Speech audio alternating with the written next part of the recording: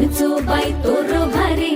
दिसते भारी गणपतीची स्वारी अन आला धादिस मामाच्या घरी मालवण चिपळूण सावंतवाडी माझ्या कोकण गावांचो दिमाग भारी दिसते भारी गणपतीची स्वारी माझ्या कोकणा वाटे तुम्ही